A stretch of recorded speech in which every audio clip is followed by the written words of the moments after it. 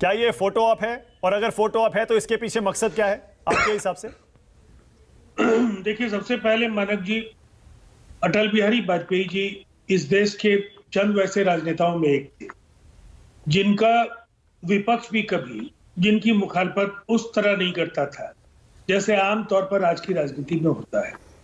और इसकी वजह ये थी कि वो एक जो विचारों में और उनके व्यवहार में सबों के साथ एक निकटता का भाव था। वैचारिक दूरियां भले ही हो, लेकिन सबके साथ उनके रिश्ते काफी अच्छे होते थे। और शायद इसीलिए उन्होंने भारतीय जनता पार्टी की सीमाओं को भी पहचाना था, इसलिए कि वो दूरदर्शी थे। उन्हें ऐसा लगता था कि हिंदी भाषी राज्यों में कुछ राज्यों को छोड़कर भारतीय जनता पार्टी का विस्तार तब तक संभव नहीं है जब कई प्रश्नों पर असहमत दल हो सकते हैं, लेकिन अगर गवर्नेंस के लिए वो साथ मिलकर आए तो एक व्यापक गठजोड़ की पृष्ठभूमि तैयार हो सकती है। और इसीलिए गठबंधन धर्म की दृष्टि से अटल बिहारी वाजपेयी जी का जो युग है वो हम कह सकते हैं कि स्वर्णिम काल है। और हमें फक्र है कि उस गठबंधन का हिस्सा हमारी पार्टी भी थी। हमारी पार्टी के नेता नीतीश कुमार जी उस सरकार में मंत्री थे। तो मैं बस इतना कहना चाहूंगा कि अटल जी और नरेंद्र मोदी जी की राजनीति आज दो अलग अलग विपरीत अध्याय है भारतीय जनता पार्टी की राजनीति।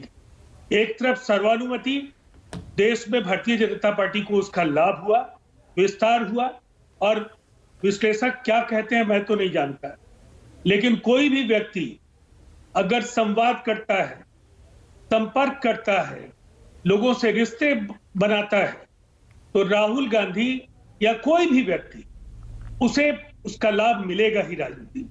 और राहुल गांधी जी की इस यात्रा का लाभ कांग्रेस को क्या मिला ये तो मैं नहीं जानता, लेकिन भारतीय जनता पार्टी के खिलाफ जिस तरीके का वातावरण पूरे देश में उभर कर आया, और जो एक छोटा सा जनादेश दिल्ली की एमसीडी और हिमाचल और देश के कई राज्यों के उपचुनाव के नतीजे, गुजरात को अगर एक तरफ छोड़ राजीव जी, तो भारतीय जनता पार्टी गुजरात में सिमट गई है। ओके राजीव, ये एक अच्छी बात है। मुझे ऐसा लगता नहीं मानक जी, मुझे चूंकि आप आखिर में आते हैं, पता नहीं मैं नहीं समझ पाता हूं, और उसके बाद आप इतने बेसब्र क्यों होते हैं? मुझे अपनी बात भी कहने दी। नहीं बिल्कुल पूरा टाइम दूंगा आपको, बोलिए। हाँ नहीं, मैं ये कहना चाहता हूं कि अगर राहुल गांधी जी ने अटल जी की समाधि पर जाकर उन्हें पुष्पांजलि अर्पित की तो भारतीय राजनीति में यह सद्भावना का शुभारंभ है। इसका हम सबों को सम्मान करना चाहिए।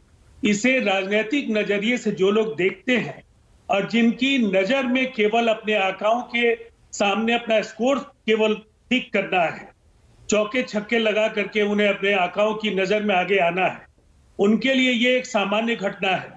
लेकिन मैं मानता हूं भारतीय राजनीति का ये एक खूबसूरत दौर शुरू हुआ है जब वैचारिक विभिन्नताएं हो सकती हैं। हम गवर्नेंस के स्टाइल को लेकर के विरोध कर सकते हैं, लेकिन व्यक्ति के तौर पर अगर अटल जी का कद बहुत ही बड़ा है तो विचारधाराएं वहां गौण हो जाती हैं, पूर्वाग्रह गौण हो जाते हैं और लोग एक दूसरे के करीब आते हैं। अब ये आखिरी बात मैं जो कहना चाहता हूं, अटल जी को मानने का अर्थ ये कहां होता है कि धारा 370 मान ले?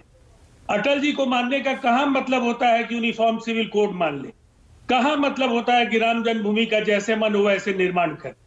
इन सवालों पर national agenda on governance NDA के साथ हमारा अरेंजमेंट था, और जनता दल यूनाइटेड ने बखूबी असहमति के इन बिंदुओं पर समय समय पर अपनी राय रखी और अपनी रणनीति बनाते रहे।